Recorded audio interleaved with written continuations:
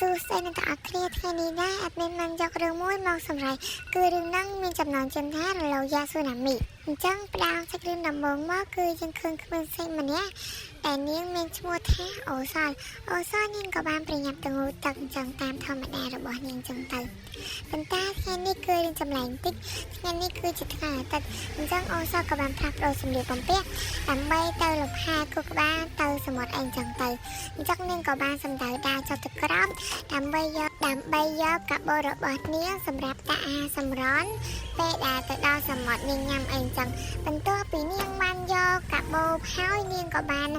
ជិះកង់ទៅប៉ុន្តែនាងមិនបានជិះឡានឬក៏ជិះម៉ូតូទៅទេដោយសារតែផ្ទះរបស់នាងគឺមិនឆ្ងាយពីសមុទ្រប៉ុន្មានទេនាងក៏បានសម្ដៅទៅរកសមុទ្រអញ្ចឹងទៅ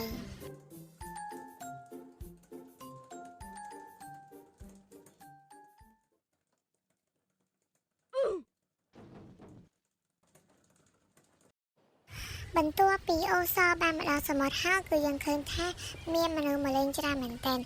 មូលហេតុដោយសារតែថ្ងៃនេះគឺជាថ្ងៃអាទិត្យអញ្ចឹងទៅអញ្ចឹងអូសនាងក៏បានប្រញាប់ដើរទៅរកកន្លែងអង្គុយដើម្បីញ៉ាំអាហារសម្រន់ហើយនឹងបានឆាប់មកមើលសមុទ្រអីអញ្ចឹងទៅបន្ទាប់ពីអូសបានរកកន្លែងអង្គុយឃើញហើយអូសក៏បានដកប៊ឺហ្គឺរបស់នាងដែលនាងបានខ្ចប់មកពីយកមកពីផ្ទះយកមកញ៉ាំអញ្ចឹងទៅនិយាយទៅគឺអូសគឺគាត់ជាគិតគូរខ្លាំងមែនតើដោយសារតែផ្ទះនាងនៅចិត្តអញ្ចឹងនាងអាស្រ័យចំណាយលុយច្រើនដើម្បីមកសមុទ្រទេនាងក៏បានប្រញាប់ញ៉ាំដើម្បីទៅលេងសមុទ្រ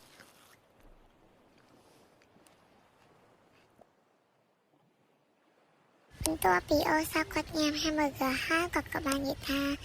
hamburger នេះពិតជាឆ្ងាញ់មែនបន្ទាប់ពីអូសញ៉ាំ hamburger ហើយនាងក៏មិនបងអង្គពេលយូរដែរក៏បានដើរទៅសមុទ្រតែម្ដងទៅហើយសមុទ្រគេថ្ងៃនេះគឺពិតជាខ្លាំងមែនតើអ្នកនរគ្នាហើយអូសក៏បានសរសើរថាសមុទ្រនេះគឺពិតជាស្រស់ស្អាតខ្លាំងមែនតើនិយាយទៅអូសនាងកំពុងតែអង្គុយមើលសមុទ្រដ៏ពណ៌ដ៏ខៀវអ្នកនរគ្នាប៉ុន្តែនាងឯងគឺស្រាប់តែមានរលកយ៉ាស៊ូណាមីកំពុងតែបក់មកខ្លាំងមែនតើពេលនោះអូសនាងក៏បានប្រញាប់ឡើងទៅលើគោដោយសារតែរលកយ៉ាស៊ូណាមីគឺថាសាហាវខ្លាំងមែនតើអញ្ចឹងអ្នកដែលលេងសមុទ្រហ្នឹងគឺក៏ប្រញាប់រត់ឡើងមកដែរដោយសារតែពួកគេទាំងអស់គ្នាហ្នឹងក៏ខិតស្អាប់ដូចជាអូសដែរអូសក៏បានប្រញាប់ឡើងទៅលើគោអញ្ចឹងទៅដោយសារតែអ្នកទាំងគ្នាដឹងហើយរលកយ៉ាស៊ូណាមីគឺពិតជាសាហាវគ្មានអ្វីមកប្រៀបតាមបានទេអ្នកគ្នាចឹងអូសក៏បានប្រញាប់ឡើងមកលើគោហើយពេលនោះគឺទឹកសមុទ្រកាន់តែឡើងទៅហើយបន្ទាប់ពីអូសខំប្រឹងរត់ឡើងក៏មានមនុស្សស្លាប់ជាច្រើនដោយសារតែដើមឈើរលំស្លាប់អីចឹងទៅ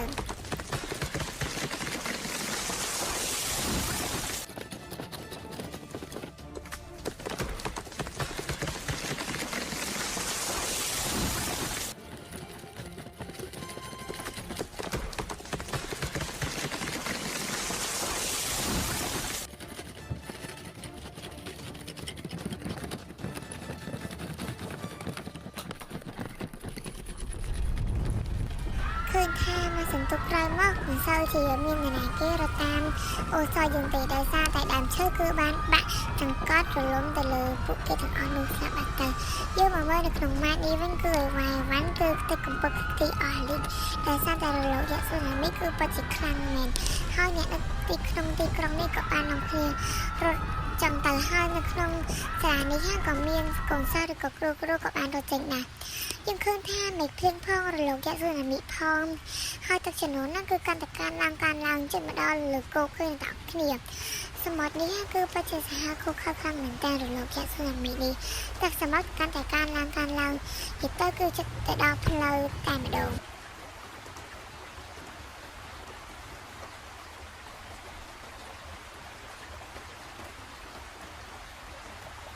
បន្ទាប់ពីរលកយ៉ាស៊ូណាមីបក់មកគឺថាមានទឹកចំនួនកើនឡើងខ្លាំងណាស់អ្នកនរគ្នាតាមឈើក៏បាក់ហើយចំណែក ទឹករលកវិញគឺកាន់តែមកខ្លាំងទៅហើយទឹកចំនួនហ្នឹងក៏កាន់តែកើនឡើងទៅនិយា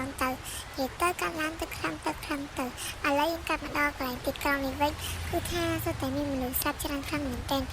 មិនគឺដោយសារទឹកចំនួនទេណាអ្នកនរគ្នាគឺដោយសារតែដើមឈើនិយាយទៅមានទឹកចំនួនហើយដើមឈើចឹងទៅរតនៈរោទេអ្នកនរគ្នា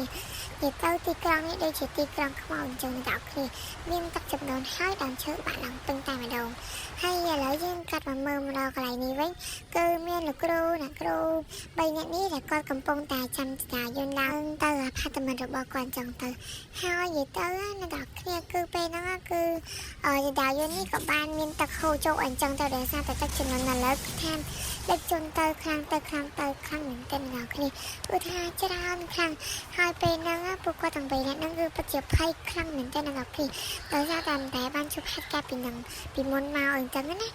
ហើយគឺទឹកចំនួនក៏បានកើនឡើងមកដល់ចតាយន្តក៏អញ្ចឹងទៅអញ្ចឹងពួកគាត់ទាំង3នាក់ហ្នឹងក៏បានខំប្រឹងគូតធ្វើសាច់ខ្លាំងមែនទែនដើម្បីឲ្យមានអាណាគេលើក៏បានជួយគាត់អញ្ចឹងប៉ុន្តែគឺយូរខ្លាំងមែនទែនគឺពួកគាត់ខំស្រែកផងហៅផងគូសផងក៏នៅតែគ្មានអាណាគេមកជួយគាត់ដែរហើយពេលនោះគឺលេខទាំងលើគឺលេខទាំងក្រោមតែម្ដងទឹកក៏បានឡើងខ្លាំងទៅអ្នកនរគ្នា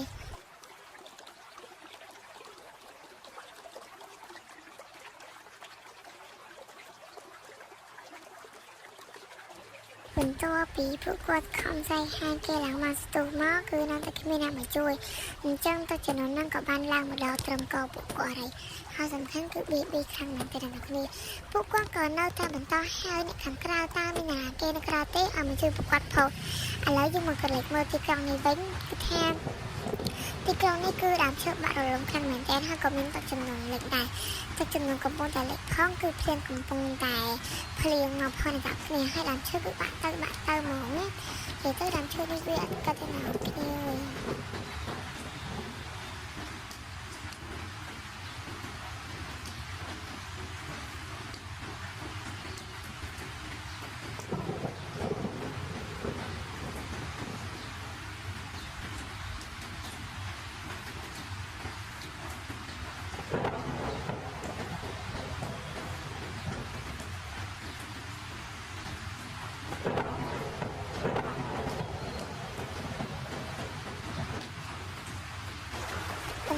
ពីដើមឈើបានដាក់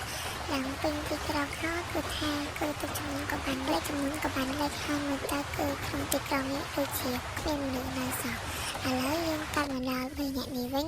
អញ្ចឹងគាត់ខំប្រឹងគូទ្វារផងហៅទ្វារផងស្រែកផងក៏មានមនុស្សណាគេស្ដាប់ឮណាអញ្ចឹងសូនេះគឺជាអកុសលគាត់ក៏បានលេចលង់នៅក្នុងទឹកឡើងទៅអ្នកនរគ្នាដោយសារតែគឺទឹកចំនួនគឺកាន់តែលេចលង់ទៅមកហើយពួកគាត់ទាំង3ហ្នឹងក៏បានខំហាយផងនេះផងអ្នកនរគ្នាគឺពួកគាត់មិនទាន់បានស្ដាប់អាណាគឺគ្រាន់តែពួកគាត់លែងមានដង្ហាយពួកគាត់ទាំងអស់គ្នាហ្នឹងគឺថាគឺខំក៏ជ្រោកខ្លាំងមែនតើដើម្បីម្នាក់គួរអញ្ចឹងទៅនិយាយទៅណាគ្នាខំហាផងអីផងប៉ុន្តែពួកគាត់នៅតែគ្មានអ្នកលឺនៅតែគ្មានអ្នកបញ្ជួយអីចឹងទៅនិយាយទៅអត់មានអ្នកណាធំខ្លាំងមែនទែនរឿងមួយនេះឥឡូវយើងកាត់ដល់ទីក្រុងរបស់យើងវិញគឺថាស្ងៀមស្ងាត់គឺច្រងំខ្លាំងមែនទែនអ្នកគ្នាមើលទៅ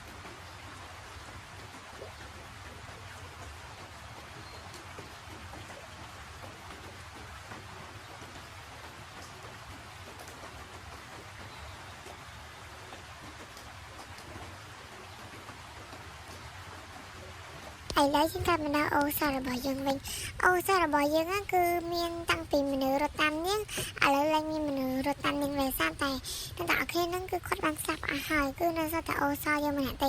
ពេលនោះអូសាររបស់យើងគឺក៏បានរត់ទៅដល់ផ្លូវបែកមួយពេលនោះនាងក៏បានខំប្រឹងរត់ខ្លាំងមែនតើប៉ុន្តែគឺជាអកុសលអីអ្នកអរគ្នានាងក៏បានឃើញមានមង្គលផ្លូវមួយកំពុងតែចង់ធ្លាក់សំដើមមក